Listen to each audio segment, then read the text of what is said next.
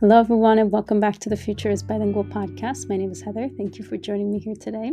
I wanted to take a second to make a quick note before I get into my talk with Christina, who is my friend and colleague from Freestyle Languages, because we do mention Arabic and Hebrew and Palestine and Israel, just as places we've both been and languages we've both studied.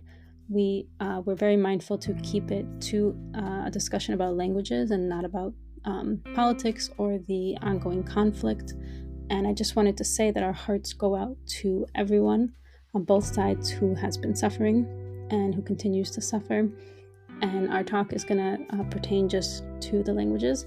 But while I'm here, let me tell you a little bit about what Christina is going to talk to us about. So she's a fellow polyglot and a fellow language teacher. And we discuss things such as, do our personalities change depending on the languages we speak?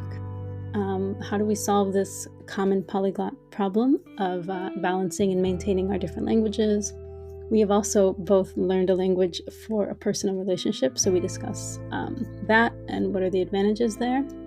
And we both have extensive experience teaching different levels, so that comes into the conversation. And finally, she gives us a bunch of great resources for a bunch of different languages, and I'm sure similar resources exist. If it's a language that you are learning, there is quite possibly a similar resource out there. So we encourage you to search and find a lot of great things. But without further ado, I'm going to get into my discussion with Christina. Hello, everyone, and welcome back to the Future is Bilingual podcast. This is the first episode of the fall, and I'm so excited to be sitting with my good friend and colleague, Christina. So, Christina, tell us all about yourself. So my name is Christina Salhi, and I'm a language teacher. I'm a lecturer of Spanish at Georgia Southern University in South Georgia. And I also teach English and Spanish for Freestyle Languages online. I've been a teacher for more than 20 years now. I've also taught Hebrew.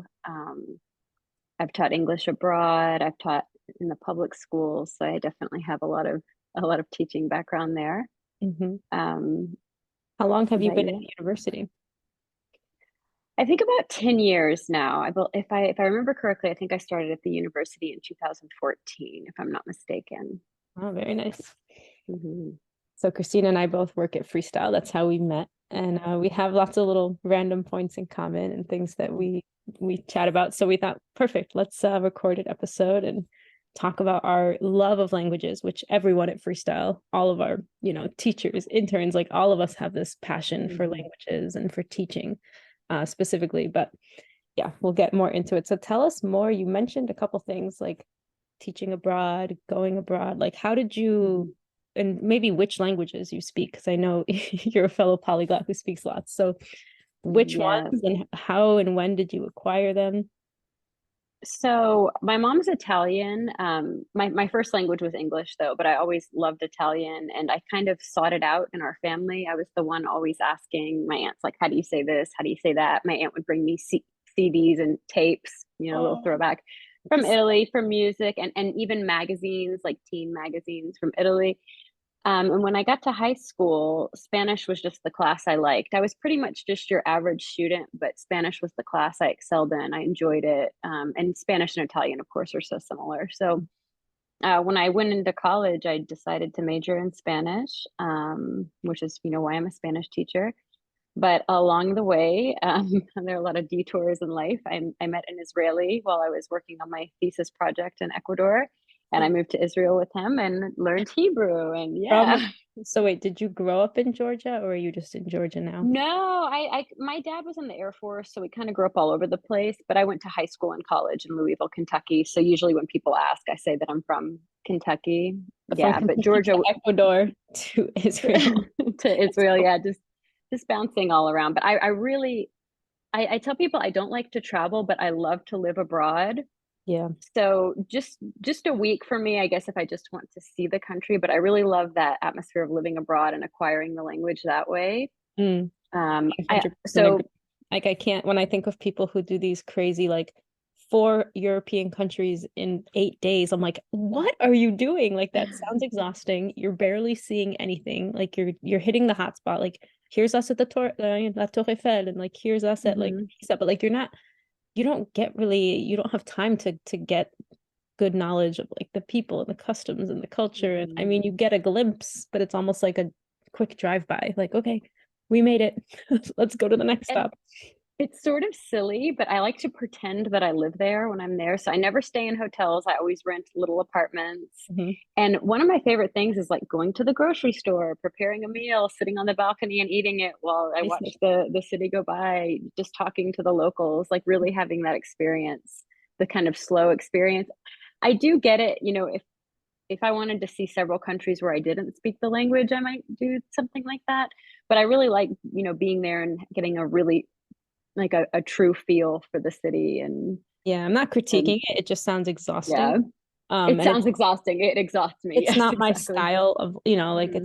it's not a bad thing. It's Hmm. 100% better than staying home or never leaving the States, or, like there's so many other Yeah. options. Like, of course, it's a good thing to travel, but to me, that's not my ideal. Like, I would rather stay in one even city for the 2 weeks Hmm. rather than try and Go like everywhere. I go everywhere, completely see everything. agree.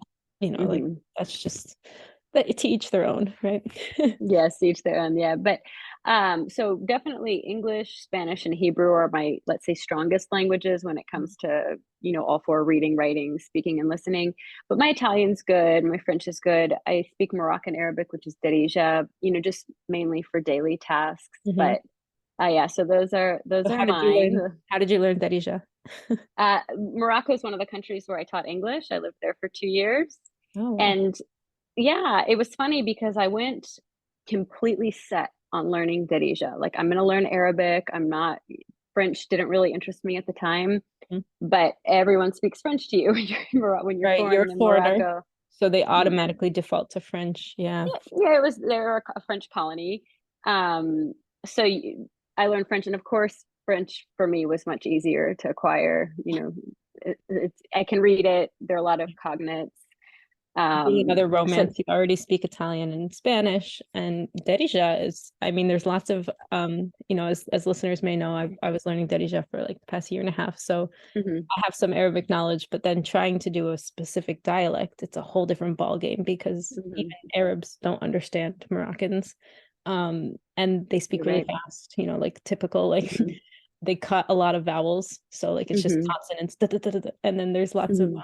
reels and memes because I follow all these accounts to learn about like, yeah, you think you can speak Darija, but then you go there and it's like, like just how Yeah. fast and how squished they speak. It's yeah, Mhm. Arabic, I mean, for an English speaker is one of the hardest languages already. And we're talking classic, Sure. modern standard. Mhm. So to have like the more slang, the more Yeah, the hardest part for me is it really is a dialect. It's not really a written language. So yeah. there aren't there may be more now, but at the time the only textbook I could really get my hands on was the Peace Corps, Uh-huh. Darija Morocco textbook. Which you But shared with yeah, me. if you Shukran. take an Arabic, do you know that one? Yeah, you shared it with me. But Oh, okay. Oh, yeah. did I? Oh, okay. Yeah, and that one I think is great. But again, as far as if you take an Arabic class, you're either going to learn modern standard or classical. There really aren't a lot of classes, or there weren't at the time available Mhm. for Darija, specifying Darija. So yeah, Yeah, lots but of yeah, people are popping up on the social media accounts though. Like, like a person's like, I'm gonna teach Darija. So there are lots of little accounts now popping up, but mhm. when you were there, it probably wasn't as readily available. And I find it's No, it funny was the way not. people write it because depending on who you're talking to, they'll write it differently. Like you said, like they write it with the Latin letters, with our, the Hmm. same letters as English, but some people will put an A, some people will put an E, some people, like Hmm. there's not like these like set rules. Some people write the French, a CH for a sh, whereas other people write Hmm. SH for the sh. So like, Ah, that's a good point. I didn't really depending notice that on until you said it who you're just now. talking Yeah. to, yeah, sometimes they'll write shukran with an SH and sometimes with a CHOU, like this, the Hmm. French way of writing shukran, Hmm. because otherwise it'd be shu, it would be the other U from French, Shook. but you need the Yeah.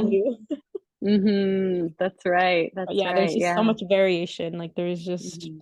um and it's like it's fine, like just Mhm. everybody does their thing and you can write it with Arabic letters, but I find that most people type it just in Latin letters. Exactly. Exactly. Yeah. And I've even seen where people use like the number The three for the numbers. ein sound. All Yeah. of the And Arabic dialects do that though. Like they oh, have do like they? yeah, so like the certain like the ha. they'll do like a 7, Mm-hmm. and like the ayn is the 3.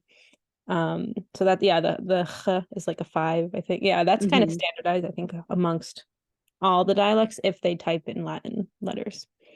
Oh, okay, Yeah, I've interesting. seen that. I've Yeah, never. I don't think I've texted much in Darija. that's a whole nother It, experience. yeah.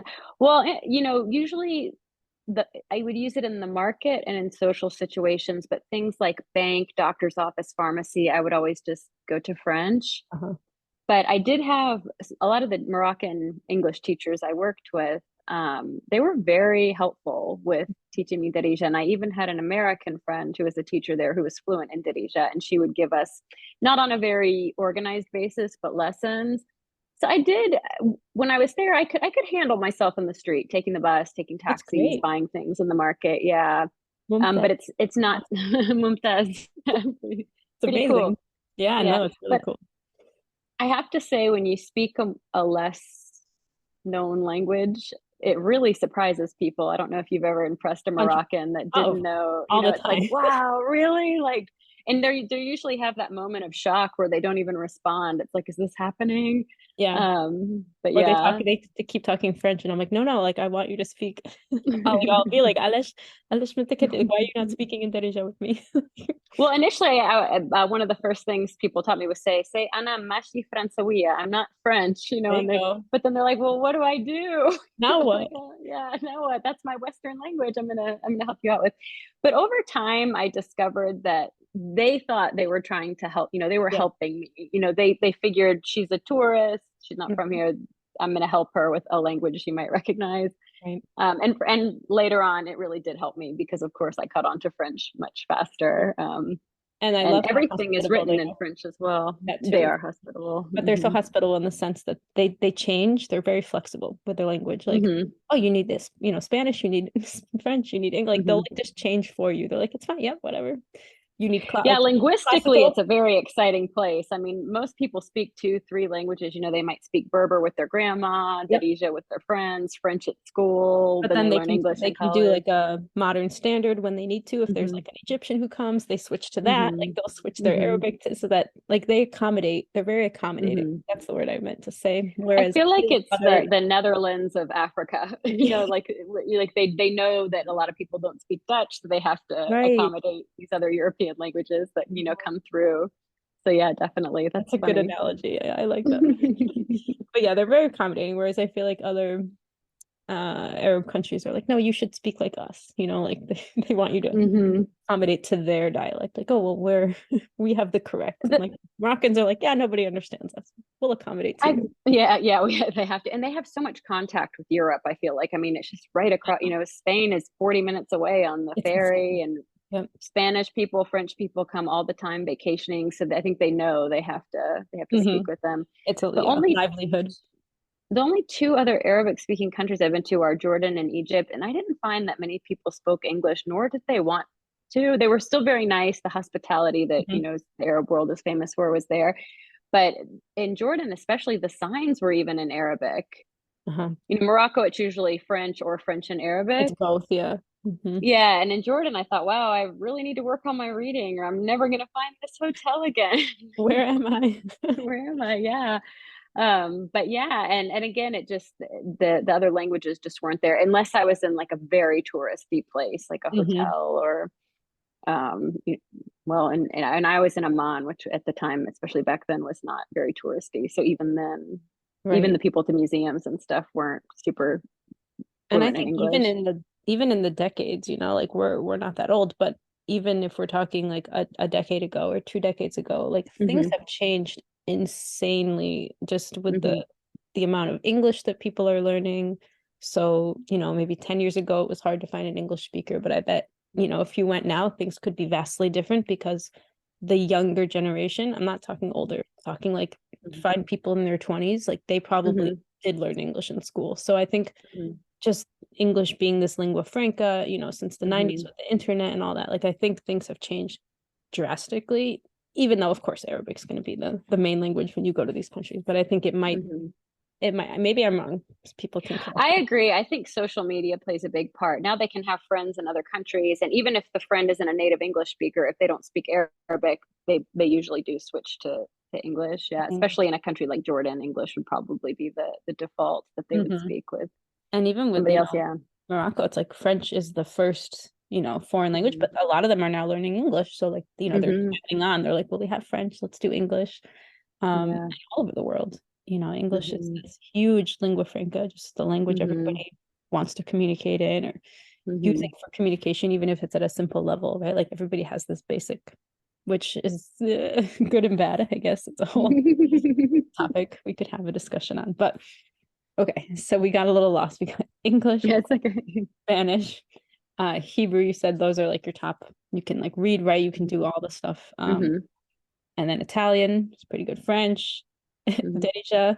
So not modern standard, just that specific dialect. You haven't studied classical. Not modern standard. I could probably, because I lived in Israel, when I would go to, Arab areas of Jerusalem or, Arab villages in the north, I would try to speak Arabic. So I can order food. And is it Levantine? Is that the Levantine dialect? Palestinian, Levantine dialect for Palestinian Arabic. So I know, but just basic things. I don't have the same vocabulary that I have in Darija. And I'm Muslim, so I pray in Arabic. So I would say if you put me in a competition between the average person and me, a lot more. But they wouldn't be any useful words that, it's just, I memorize the prayers. I recite them. But again, I might know a few more things than just someone who's never studied classical Arabic, just from the Quran. But American off the street, definitely. Yeah, exactly. Same for me with my Hebrew. I don't really say I speak Hebrew because I don't, but I grew up, my mom's Jewish, so I and I heard a lot of prayers, and I have like this background, weird, cultural knowledge. And then my mom would say things to me like Laila tov, boker tov, good night, good morning, like shakit, be quiet, just like random little definitely. But the advantage I think that gives both of us is we can make the sounds. So again, if I enrolled in a classical Arabic class, I might have a little bit of an edge on just the average student who's not Muslim. And of course, if you move to Israel tomorrow, you know those sounds, you're familiar with them. You probably could read, we had to learn the letters. Hebrew school. Right, we did the letters and things like that. And we actually dropped out of Hebrew school at like 7 or 8. My sister didn't want to go, so we're more just like culturally, like we do like the festivities, but fair enough. Yeah. But yeah, and then I actually went to Israel in 2009, and I did volunteer work in a Palestinian village called Eilat up in the north for 1 month.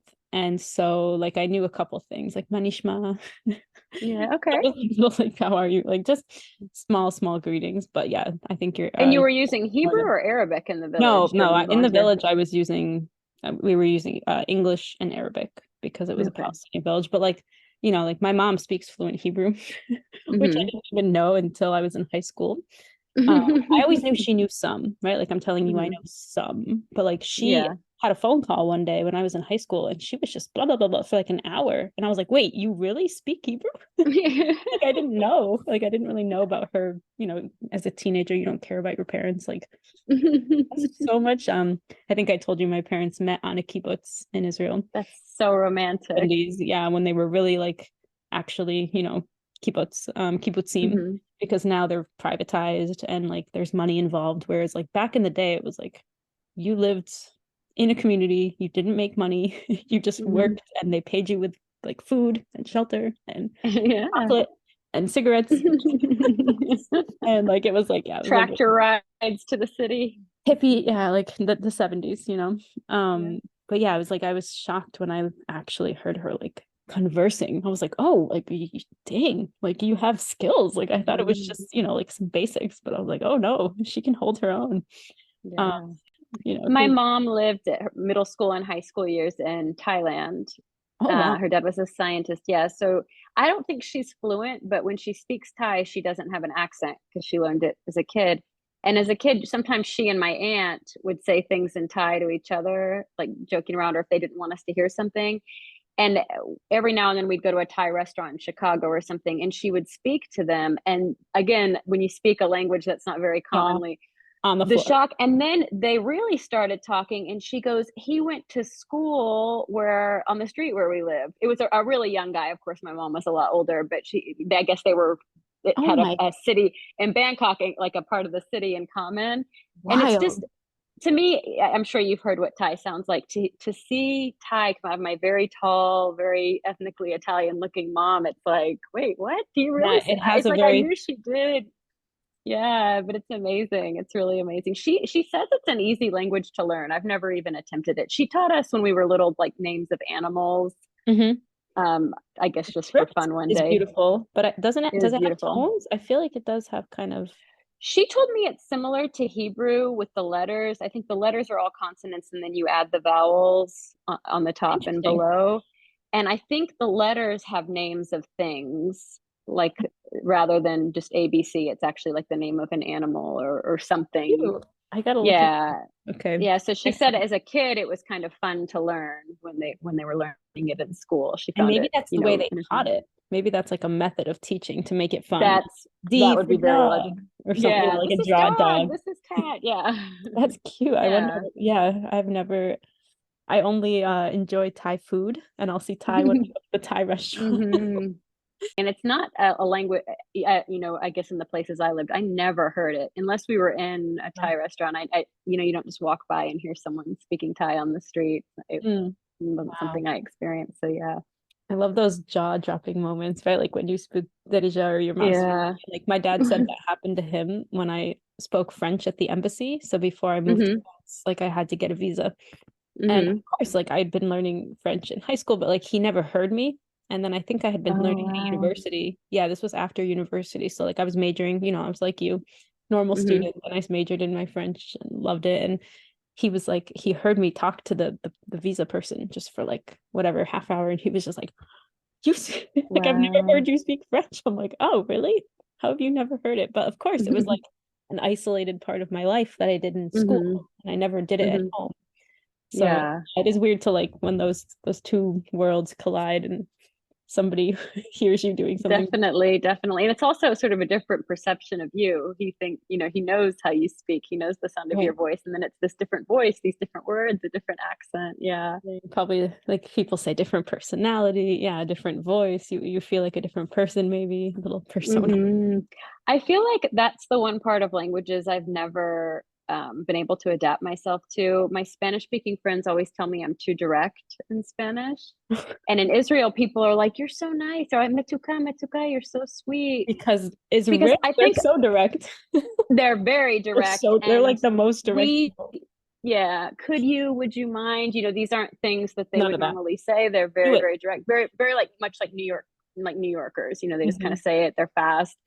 And I've had more people call me metuka in Israel. I mean, no one, I don't think anyone in America would say, "Oh, she's so sweet." You know, I'm just, you know, as I am. But I think it's like the culture of how I speak, no matter what language I'm speaking, it just doesn't change. So I don't have that gift to be able to do that. That's so funny. And my colleague at my new job, she asked me, she's from Costa Rica, and then we have a hmm couple colleagues from Puerto Rico. So we're always hmm speaking Spanish, having lunch, just chatting. And she was like, "Do you spend a lot of time with Latinos?" And I was like, "No." And she was like, "You have these like mannerisms." And I was like, Oh, "Maybe okay. it's like the Arab is like kind of like, I don't know." Like I was like, "I don't know what mannerism." She's like, "Yeah, you're kind of like a Latina." I'm like, "Oh, I don't know." Oh, you have the gift. I don't That, know. I don't know what I'm doing. But she was like, I've only spent maybe 1 month that's in it. Costa Rica, and then I've Yeah. traveled to Spain a few times, but those were like hmm trips with kids and like a weekend with my friend. Yeah, like like very small, hmm short trips. That's it. I'm like, I really haven't spent much time with Latinos. I don't know where this came from. That's so interesting. That's so Like, I interesting. don't know what she's talking about, but yeah, it was funny. I was like, oh, interesting. You just never know. You don't know how people perceive you, right?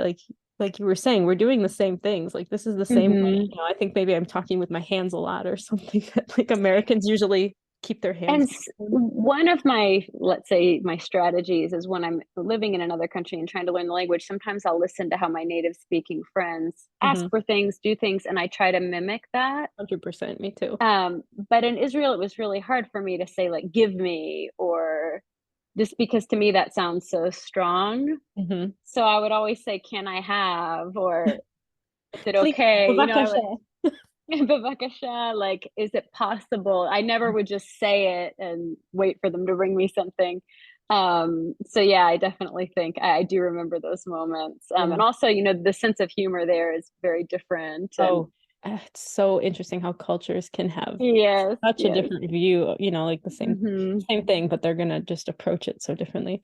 You just reminded me though of when so as listeners, if anybody's listened before, they know like I have these two kids, they're now 4 and 6, that I was raising in Polish primarily, for Hmm. like the first 4 years of my son's life. And I had a group of friends that were all Polish, right? Like my Hmm. ex-husband is Polish. All of our friends are like off the boat. Like they all moved here in like Hmm. high school or later. So very Polish.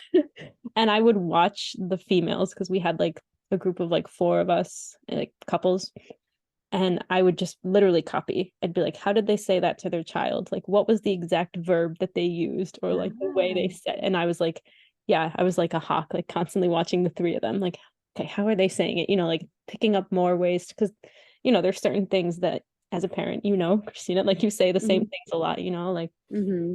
come here or blah blah blah. Whatever it Come is. here and here's your water bottle. You Here, need to do this, blah blah blah. yeah, Listen to me, or just like yeah. certain things. Even in school today, we were talking because I had kids, they were a little bit crazy last period, and I was like, te calmas o te calmo. I was like, this is what like a Hmm. Mexican mom would say to you, because I had this kid just like wiling out, and I was like, you gonna calm down, or do I need to calm you down? Like, and then my colleague was like, oh yeah, we say that all the time in Puerto Rico too, and I was like, oh yeah, okay, I thought it was Mexican, like because I've heard it as like a Mexican mom saying, but like Hmm. I was just kidding with him, but I was Yes, of course, of course. it's just like funny, like just these like things that certain people, the way we say things, the way it's just Hmm. funny because like it sounds weird in English, like you're gonna come down or am I gonna calm you down? Like we wouldn't say that, but in Spanish I it could rolls hear a off. parent saying that. Yeah, it rolls off the tongue in Spanish. You're right, but Mhm. I could hear that happening in English. You calm Yeah, down, but or in I'll maybe a calm you different. down. Yeah, Yeah. yeah. How old is you have a daughter? She's 5. Oh, okay, so she's right in Yeah. between my two. Mine are 6 and 4. Yes. Yes. We're in the same boat. Aw. Yep. I repeat the same phrases almost every day for sure. Is it in English or do you use other languages like your English, mom? yeah. Do you You mix them a know, little bit? my aunt, my mom's sister was really pushing the Italian, and a lot of people, just friends, were saying, no, speak in Hebrew, then because that's like no one's gonna have that. But Yeah. I felt like we don't have that community in South Georgia, so it would almost just be like a secret language It would be this between forced thing. us. People would think you're spies or something. Well, yeah, but it's like, you had that Polish community. You had Yes. Polish friends, other We Polish, have I imagine other Polish children. grandparents, stores. We have a school here that Hmm. they go to, a Saturday school. Like there is a whole So community. there it exists, the language Mhm. exists. And even as a Hebrew speaker in South Georgia, sometimes I feel like my one of the ways I keep up my Hebrew is sitcoms, that Israeli television is really amazing in my opinion.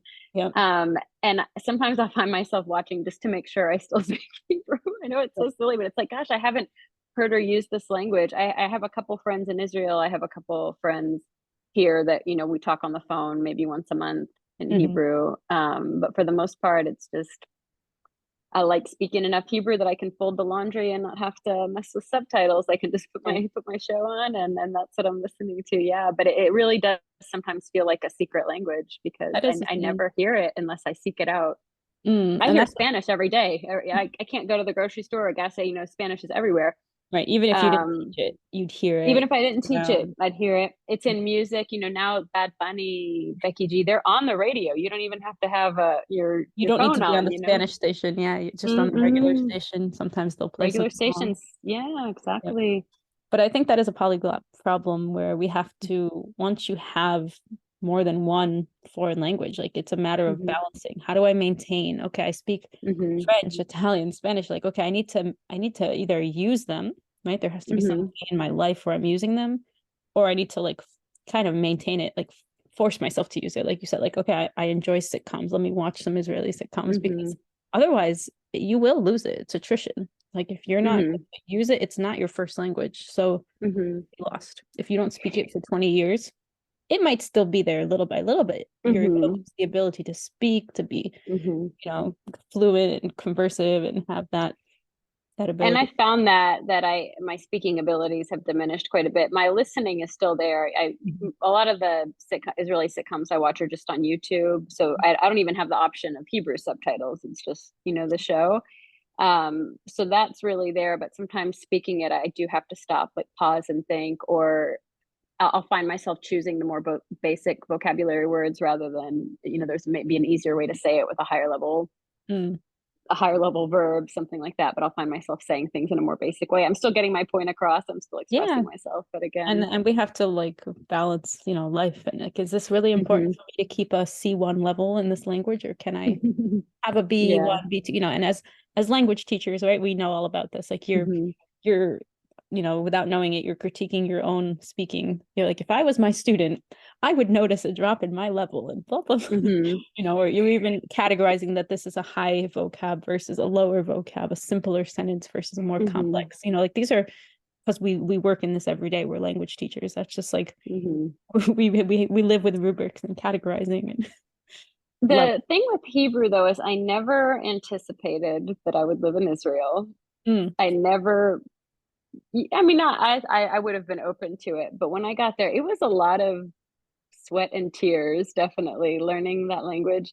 I started out in the Ulpan, like the government I was immersion gonna ask program if you did an Ulpan. My mom did that. yeah, this out she did too. And it's for the new immigrants to Israel. Anyone, of course, can sign up. The people. I wasn't a new immigrant, obviously, so I had to pay. It was like $90 a month, which is, Oh, I wow. mean, that's a steal. 5 hours a day, 5 days a week for And a month. But it's all in Hebrew, right? Like all everybody's in Hebrew learning because internationally, so they just Russian, Japanese, German. I mean, if she taught in English, our not teacher, fair. it would have been unfair. Yeah, it would have been me and maybe three other people Mm. who would have been able to understand.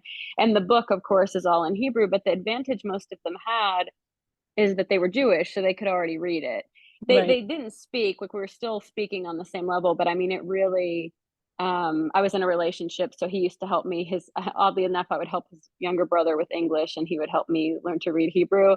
But the learning to read, you know, reading is so important. I had no idea how much we need to read on a daily basis. But yeah, learning to read, and There's a lot I of would get. vowels in Hebrew.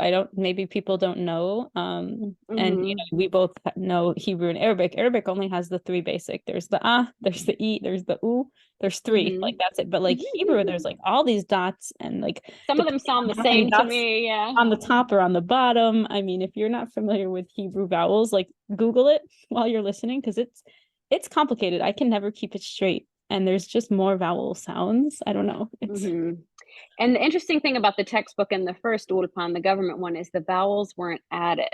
Of course. So it was all sight words. So I would add them in with pencil. Yeah. The teacher taught us the vowels, but again, when we were looking at the textbook, we had to have sight words. But yeah, but it just, I worked so hard to learn it. I thought I might spend the rest of my life there. So when I came back, I was like, I'm not listening. Like, this is the language that I'm going to keep. And it's the hardest one to keep because it's not around me. Every now and it's so then different from and English. it's so different. It's so different from the other languages you speak. I feel the same with Arabic. I'm like, I love this language, but man, it is like I learned, Italian by myself in like a year. And like I've been sweating and like toiling with Arabic for years, and I still can barely say anything because I learn one dialect and then I need another and then I need another. That's true. With Arabic, you really need to just pick a country and stay there. I've always heard Egypt is the best one because of their film industry. If you speak Egyptian, everyone can understand you. I know that, but I don't like the way that they, the letter jim, that's like a G. they pronounce Yeah. it g. So like Yeah. Jamil, they say Gamil. And I'm like, no, I don't, I think I want to. Wow, just that? You've shut it up. It's not the only thing, but okay. Everybody understands it. That's what they all say. But I think the Levantine or the like the Lubnan, like Lebanon and like Israel, like Palestine, like I like that accent more. I think it sounds, and people say it sounds really nice on a female. So that's the consensus. Okay. I do feel like, again, I'm from the Midwest. I feel like that's the Arabic I heard most. My mosque in Louisville, Kentucky was predominantly Jordanian, Palestinian, Lebanese, some Syrian. So that was like the region. And There were some Egyptians, but I definitely feel like Levantine was the It sounds more dominant soft. one. Like the Hmm. Egyptian is very like like it's harsh. It's a little bit Hmm. harsher. And then of course Moroccan, nobody understands. So I spent all this time studying it, but nobody else understands it. So I have to Hmm. go more standard, Well, that's standard. not true. I mean, Tunisia, Algeria, Mauritania, Right. you've Right, got right. I that mean, yes, the part of Maghreb, Africa. what we say in French, Hmm. like the North Africans understand Hmm. it, but to be understood in the broader scheme of like all of these 20 or so Arab countries. Yeah, but I right now, I mean, when I try and speak, I have to know like where is the person from. They'll be like, "Oh, I'm from Egypt." I'll be like, "Okay, Hmm. let me say like Gamila Giddan rather than Jamila Jiddan." Like Yeah. try and make it sound The ga easy is to the understand. only way I can tell the Egyptian accent. My Arabic's not that good. Mhm. Again, just the Levantine to me is what sounds like quote unquote Arabic. And then I'm, of course, able to identify Darija much faster. But to me, when I hear Egyptian, it doesn't come off right away until I hear the ga sound. I'm like, okay, they're Egyptian. Yeah, I think I like the Levantine. That's like my preferred. But again, it's Hmm. weird for me to pick an accent. I never did that with Spanish. I don't know if you did. Like I didn't try and sound Castilian or whatever. Hmm. Like I just spoke Spanish and like hoped my accent would get better and better. And like I was in Costa Rica for a short time, like a month. But I just kind of like kept it like very like standard, I guess. Like people will say Hmm. I speak very correctly, like, well, I'm a teacher, Hmm. so yes, I'm gonna, Yeah. conjugate correctly and use the subjunctive correctly. But like I didn't have to pick. I didn't have to say I want to sound Argentinian or Colombian or Mm. Castilian, but like with Arabic, I do. I have to be like, okay, I think I need to pick this dialect and focus because otherwise just all over the place. Have you studied abroad for Arabic? Did you or just in the US? Okay. Oh, well, yes. I mean, technically, so they offered it for the first time my senior year at Hmm. university in the US. So I took it for that 1 year. But Hmm. I was like so excited to take it, and I learned all the letters and how they connect and all the things in the Oh, summer. wow. And then the Hmm. teacher spent like 2 weeks teaching us, and I was like, oh my God, I was like tearing my eyeballs out. I was like, I'm so bored. I already know this. Yeah. But he was great. He was from Sudan, and then I Oh, went to wow. France and I There are a did lot of people to speak Arabic with in France. there's a ton, and I did 2 years. I was in a very small village my first year, and there happened to Hmm. be this random French man, this older man who I think had like been in Algeria or something, I don't know, and he Hmm. was teaching us Arabic, like Fusha, like very like classical. He had this whole book, Hmm. all these things. So I did a year with him and this little Hmm. class, and then I signed up for licence 1, like the first year of like undergrad at Hmm. University of Rennes. So I moved to the capital city of Brittany and did a year Hmm. there. So yeah, it was a whole experience. So I did do a year at university But in France. in France, and it was like Okay. civilisation, like learning about like Okay. the civilization, like we did translation, we did French to Hmm. Arabic, Arabic to French. Like it was not like useful. Like I didn't feel like I could order a coffee. I felt like I was just learning how to translate. Oh, Okay. but we did have one semester with a Syrian girl who was like a Hmm. doctoral student, and we did like a semester with her, which was the best class because she was like just teaching us, like Anabeki, like she would like teach us Hmm. dialects, which was amazing. And then they switched us to a Tunisian, so I was like, okay, everything's different. Wow, everything And is it was different. 2011, so they were having their revolution. So like all we talked about was the revolution. I feel like he didn't even really Hmm. teach us the dialect. He was just like, look what's happening, the revolution. Hmm. So yes, it was an interesting year to say the least. I mean, it would have I been feel great. like I wish I France had stayed. definitely has a really strong Arabic speaking It population. does. It Yeah, 100%. And even Italy. Italy has a ton as well. definitely. So yeah, there's a lot of North Africans, and Spain I'm sure does too. Hmm. I mean I wish I had spent more, but like I came back, I did a master's, I did other things, but Hmm. Go to France to study Arabic. That's an interesting, interesting little detour. I mean, who knows? You like the things that, yeah, it's weird when I look back on my resume. I'm like, what have I done in these years I've been living? Like, what is my life? How has it brought me to this point? And I think we share some of that where it's like, Yeah. I learned Hebrew for a relationship, and I did the Hmm. same with Polish, and it's just like, Hmm. well, I do so think there's The languages I speak the best are the ones I learned from relationships, whether it was romantic or just friendships. Mm-hmm. It wasn't until I established relationships that I really felt myself becoming fluent and confident. It helped a lot with my confidence, just having this person, Yeah. kind of this like bubble of authentic engagement, Oh, sort of reserved for me, yeah. where you're speaking and interacting. And it's something I feel like I try to duplicate so much in my classroom, like make them interact in a friendly way in the language they're trying to learn. Mm-hmm. And here, when you have a friend or you're in a relationship with someone that speaks that language, you have that. Like I feel like it just takes what you're learning in the classroom and makes it real. Right. And but you know what? So many people have that and they don't take Mm-hmm. advantage of it. Right. Mm-hmm. Like it's like a one-sided, like I could be in a relationship with someone from, let's say, I don't even know, Georgia, the country, Mm-hmm. right? The country, yes. And just if like he spoke English, I could just be like, great, we'll speak English. Like I wouldn't Mm-hmm. necessarily have to learn Georgian, right? That's Like so true.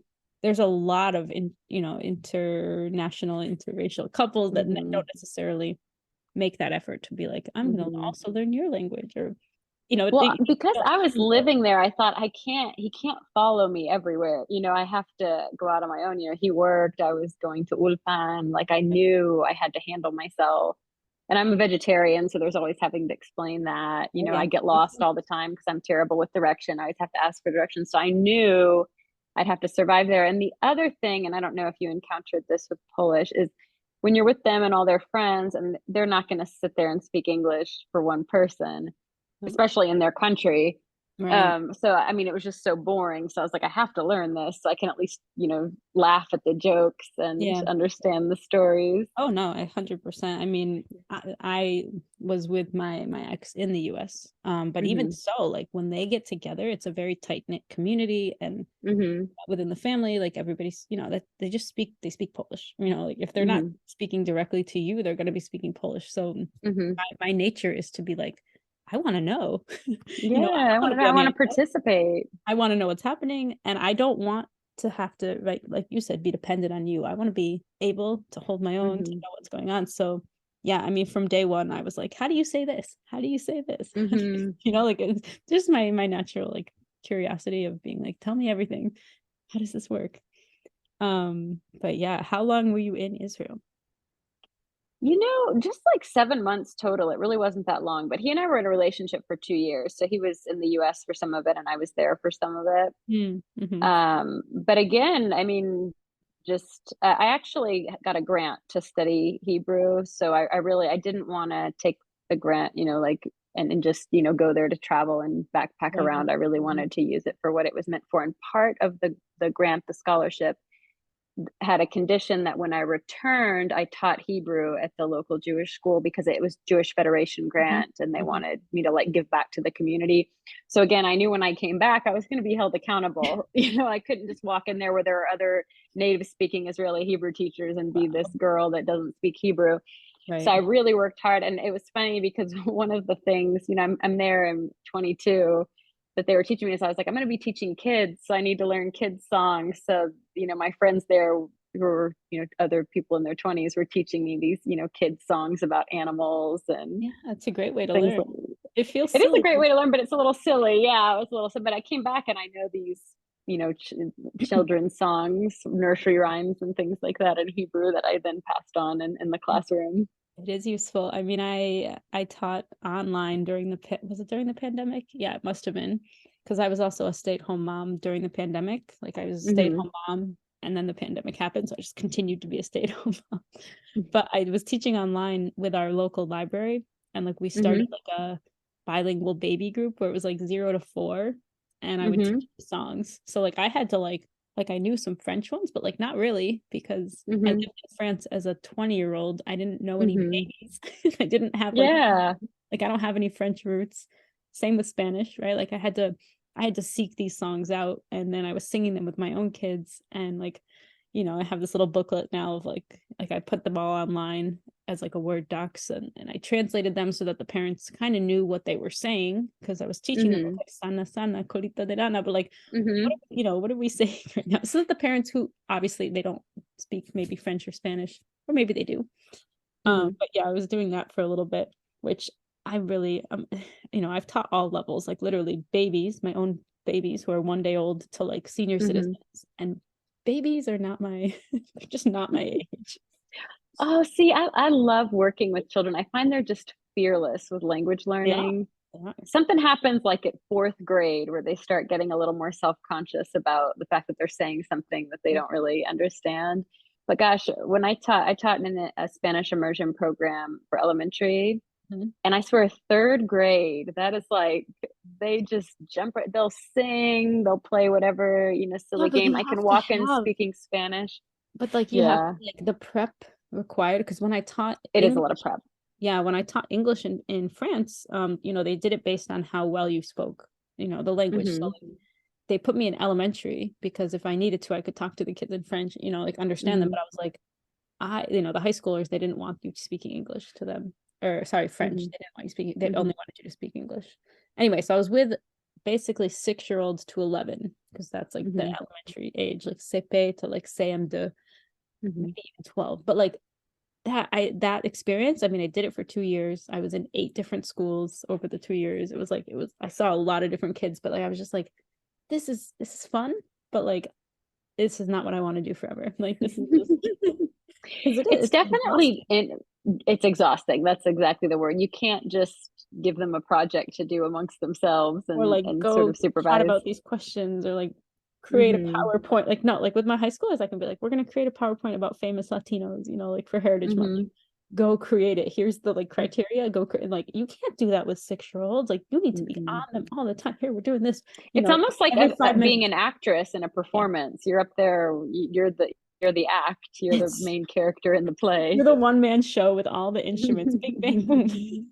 With the puppets and the Yeah. yeah, the visual aids and all I that mean, stuff. Yeah, that and part. I like the more complex topics. Like I teach a French 4 Hmm. class, and we're talking about technology. So you can really delve into like, the topic, and like have a debate. We had a debate about, how old kids should be when they get a cell phone, and like apps and the dangers and the Mm. cyberbullying, like you can really get into a topic when you have high schoolers that Hmm. even in middle school, you can't do that, because at Hmm. least in the US, right, middle school is like Spanish 1, French 1. They're Hmm. just learning how to conjugate. That's How to about as count. crazy as it Yeah. gets, right? So like it's just the way it is. But yeah, I mean, kids are great. I love my own 2 kids, but like maybe Hmm. it's my time of life that I'm Hmm. I'm saturated with the little I kids. completely understand. I mean, honestly, it in the state I was in, it was a 35-hour work week. You get what, 50 minutes of that for planning, maybe 20, 30 for lunch. I mean, I really felt like I really, like you said, a one-man show. I just was up there Mhm. just performing for these kids all day long. Yeah. Oh, Occasionally we do like little activities where I'd have maybe like a 5 or 10 minute break while they were creating or coloring or cutting something. But yeah, it was coloring. pretty much all me. Yeah. Yeah, thank God for coloring. But I mean, all teaching is kind of, I don't know if you feel this way, like a performance. Like we have Hmm. to kind of, you get your teacher like voice on, or you do your teacher, like, Hmm. I don't know, even on the online teaching, I felt it, where there's this teacher presence that kind of comes out, and Hmm. it's different than your like laid back presence. It's different than your mom presence. It's different than your Hmm. friend presence. Like it's its own little thing, which is, it's just funny. It is. It is. You're exactly right. So, Christina, since we're both language teachers, and you've been in the profession longer than I have like 15 years in the teaching business. Oh, wow. Yeah, I'm getting there. That's still pretty good. But and just, as polyglots, as language lovers, language learners, Hmm. like what tips do you have for maybe someone who is either, you can pick like a beginner, or maybe they feel like they're plateauing, that intermediate plateau. Oh, plateau. Oh, that's rough. That's such a hard stage. I think for beginners, I'm not a great, like a big app person, but my students love Duolingo. It's free. I know there are a lot of language apps, and, Hmm. and my students at the university seem to like them, especially when you're first beginning. It gives you that vocab base that makes you feel more confident. Yeah. I like I said, with Hebrew, I really like TV shows. Hmm. I think the secret for me is, one, I like things that are free, like I said, and two, it has to be something you love that you enjoy, because if you don't like it, it's homework. Right, It's right. like, oh, I Too have to much. listen to this, I have to watch this. Yeah. So I find a TV show I like, or for Hebrew, there's a Hebrew podcast I like called Hebrew Time, and there's a similar YouTube channel called Piece of Hebrew. Um, and I think those two, if you're a Hebrew speaker and you feel like that you're in that middle plateau, I think they're perfect because they're fully in Hebrew. So you definitely need to be conversational, but it's just like one step up. So you're still challenging yourself, but it's not so frustrating. Like when I listen to the news in Hebrew or political commentary, it's just so over my head. I can't, I just get the basic idea. I'm not really learning anything. So I'm just trying to keep up. Right. So those two, Piece of Hebrew is the YouTube channel and Hebrew Time is the podcast I really like. Piece And they're both as in pedazo, like a piece piece, of the, and as in pedazo, not like piece of Hebrew. shalom. Hey, Okay. not like not like peace, like shalom. Yeah. Okay. But Piece of Hebrew, if for your French students, his wife is French, living in Israel, and she has Piece of French, and it's the same thing. It definitely would be for your French, but it's a YouTube channel. It's free. If you don't like it, you don't have to. Yeah, I'll post these in the show notes so that, you know. Yeah, I'm a big fan of those. For Italian, it's always kind of tricky. Lately, I'm into Italian music. So again, it's free. I listen to it on, my apps, on my phone or whatever. For higher level Spanish, I think there's just so much. I mean, if you have a streaming, Netflix, I think there are shows in Spanish. I mean, it's just, I wish I had had that access when I was a college student. Right? The internet had just started when I was, in the early 2000s. But I think maybe the issue people have now, especially with Spanish, and even Italian and, French, but like it's the overwhelm. It's like, where do I, if you look up podcast in Spanish or YouTube channel in Spanish, hundreds, you can spend an hour just searching and not even finding, you don't actually spend any time studying because you're just trying to find someone you like, or, like I've told my students at Freestyle and elsewhere, like I had a guy who found a channel he liked and he would listen to it kind of like it was a YouTuber, but he listened to it as if it were a podcast on his commute. And it was like, okay, just stick with it. Like if you found someone, you like their if voice, you like their content, then just stick, like favorite them, follow them, stick with them. You don't need to see the breadth of all of the YouTubers who make Spanish videos. Like there's too many. It's kind of the opposite of when, we talked about Darija, how there's like no resources. Yes. And you just pick what you can get. Like, oh my God, I found a Darija page. Okay, cool. With Spanish, I can't give you guys all the links, right? Like there's too many. If you, I mean, yeah, it's so saturated. I mean, so yeah, you're right. Find the one you like, find the one you enjoy. I feel like, again, if Spanish is the language you're learning, you're sort of lucky because you have those options always on all the streaming devices to put subtitles in Spanish or change the audio to Spanish and put the subtitles in English. You have those options there. Whereas with the lesser taught languages, there aren't quite as many things and quite as many options. That being said, I feel like Israeli TV is really making it big, even on Netflix. Italian and French are the two I have challenges. I've never really found a French show that I really like.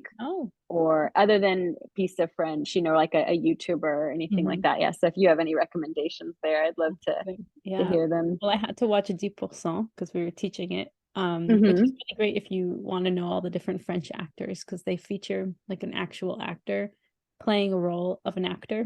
So it's about agents. Yeah, it's a show about agents for TV stars and movie stars.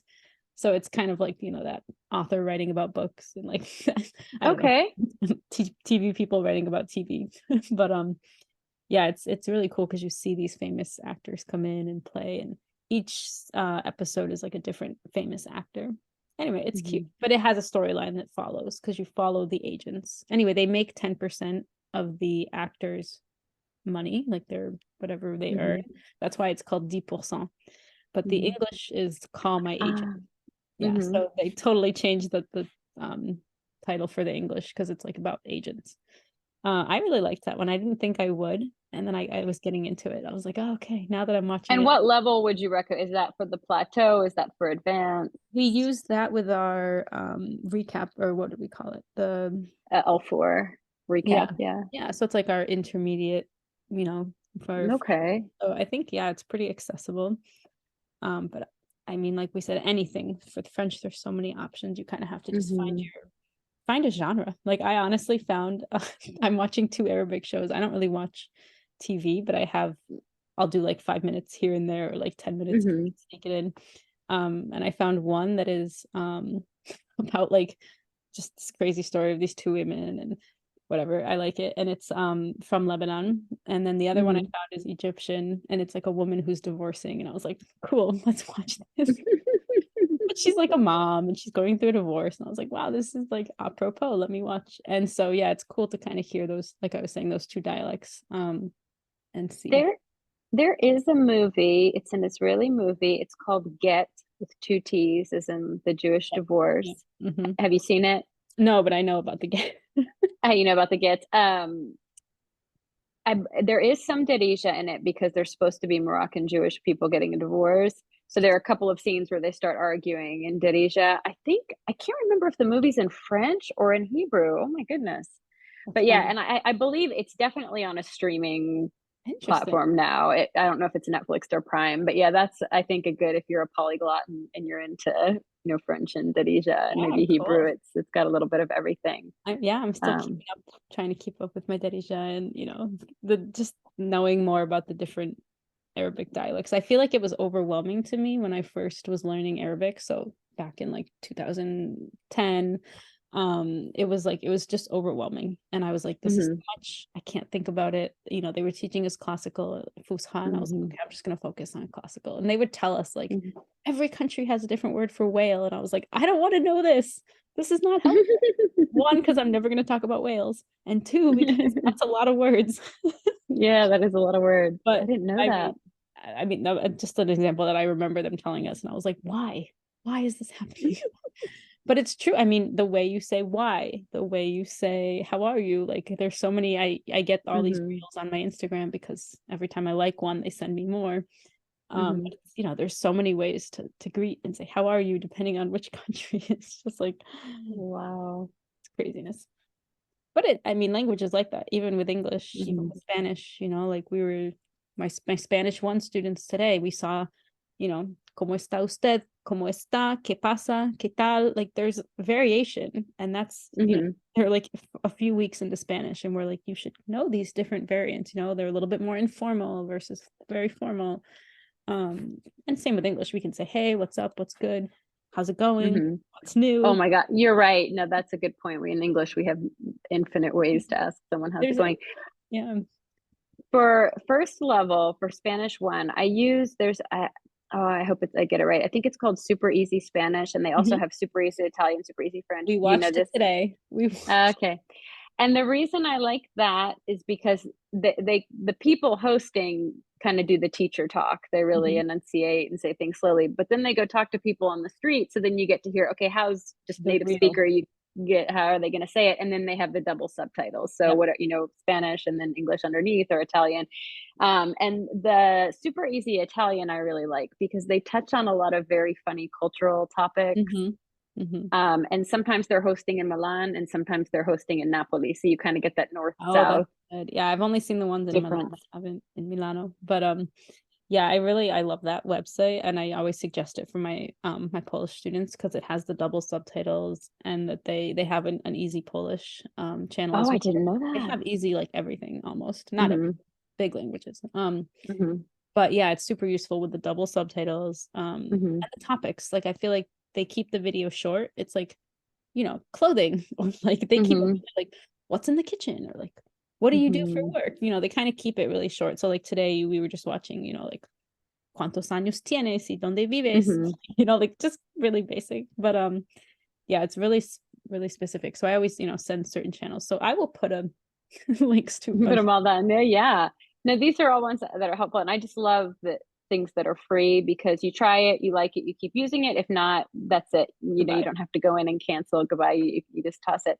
And like we said, if it's free, it doesn't hurt you to download the app to watch the YouTuber. You get a few minutes in, you don't like it, okay, fine. But like when you're trying to learn a language, you hope that you get hooked and that you watch the whole 10 minutes. And even if you only walk away with like 3 words that you learned, great, you learned 3 words. Like that's the goal, is keep learning.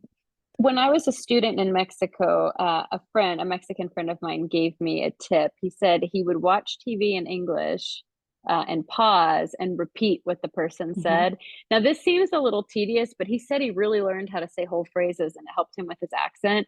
And when I think about those channels with the double subtitles, I think that'd be perfect. You know, you read, you listen, you know, you hit pause, you hit play, you listen to how the native speaker says it. Of course, everyone knows the trick where you can slow down the speed to really hear how they're pronouncing it. Yeah. Although it sometimes gets wonky if you go too slow. You go, yeah, you just got to take it down 0.25, right? Not too slow.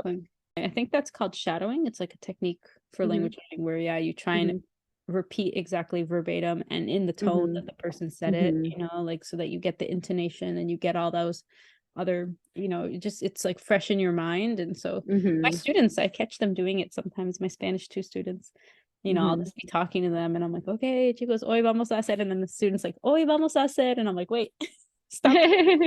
But I know, like, it's a good technique for her to parrot, but I'm like, okay, I can't have all 20 of you do it, like, you know. But she's like, I'm just practicing.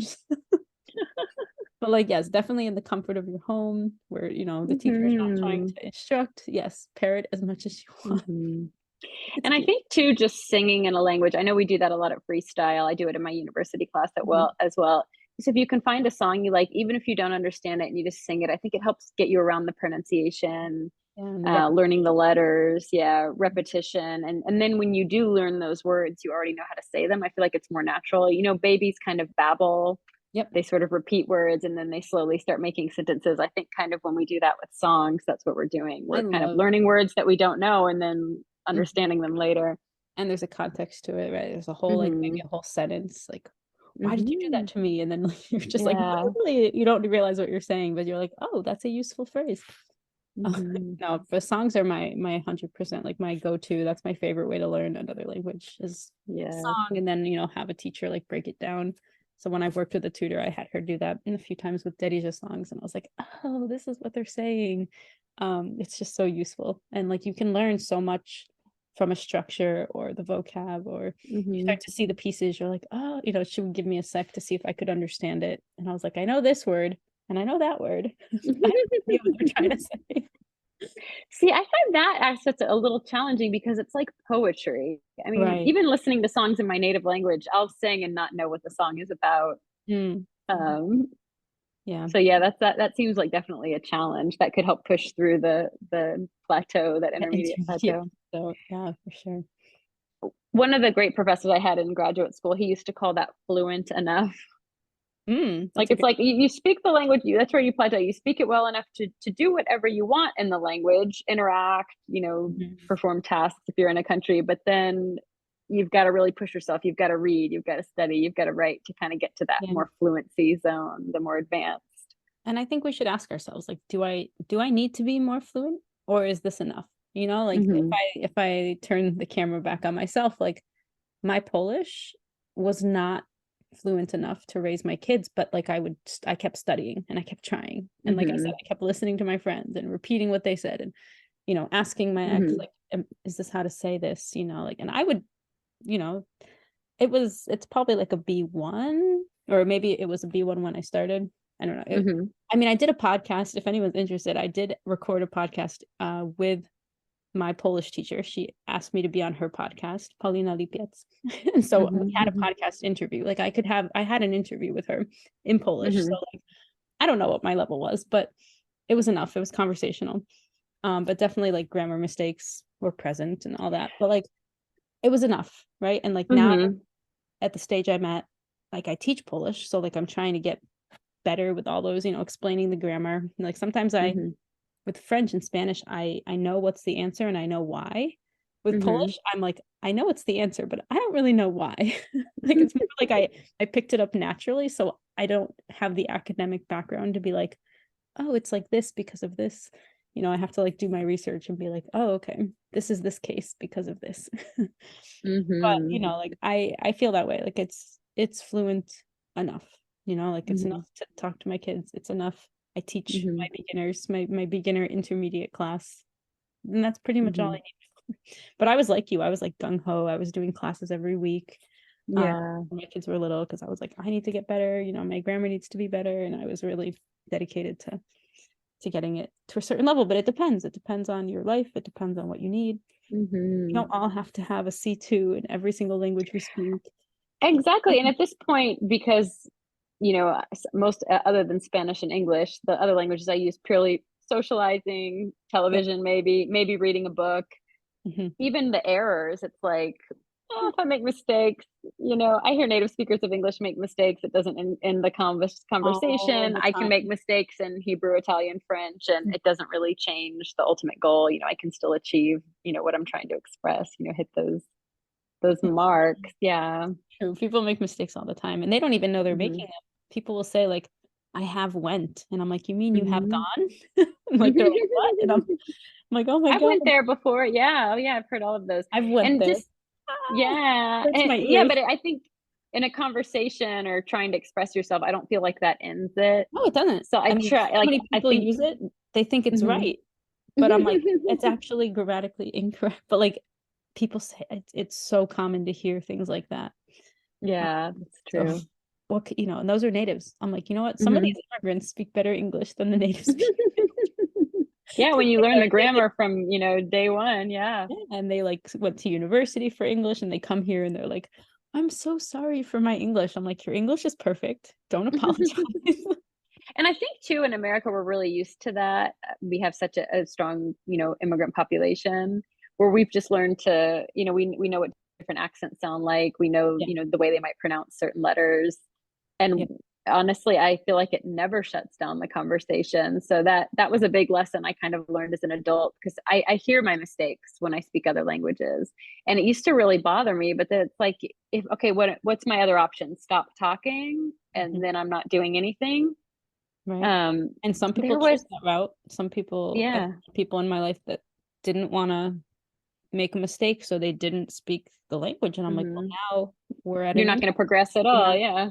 Now, like, well, if you're not going to speak it, you can't get better. So definitely better to make mistakes. I think we've gotten more. I have perfectionistic tendencies, and I also will, hear exactly what I'm saying, and I want to say it correctly, and I second guess myself. I'm like, wait, was that supposed to be subjunctive? Tenga, and like I'll correct myself and be super hyper conscious of it. Whereas people are like, we understood you, move on. We're over it. Don't talk about grammar. Nobody cares about grammar. I agree with that. I feel like it doesn't end the conversation for sure. No, I think, and people are much more forgiving. And I actually spoke to this point when I did an episode about being a teacher of my native tongue, which when I taught English, and teaching my non-native languages, is that like and I've had other people, I hosted an open discussion at one of the Polyglot conferences, and people came and shared stories about teaching and native versus non-native. So I've had this discussion with people, and they say that yes, like we tend to be more forgiving when we're a native speaker speaking with a non-native. Like I let things slide when my ESL students, I was like, I didn't correct them. I was like super not on top of it. It's fine. But like with my French and Spanish, I'll be a little bit more like, no, don't make that mistake. Like I've been in your position and I don't want you to keep saying that wrong in French. Like you got to, fix that now. And like being more hyper vigilant about their pronunciation or like the way they're speaking. And with English, I like, like just let them keep speaking. I want to encourage them. Like, yeah, good. I understood everything you said. And like half of it was butchered. I'm like, it's fine. I have a slide in my day one PowerPoint when at the university, and it's kind of a spin off of a quote I heard a long time ago, but I always tell them, failure is good because it means you did something. The other option is nothing. So if you speak and you make a mistake, okay, you tried, maybe you notice the mistake, maybe you correct it next time, but if you just sit there quietly, nothing changes.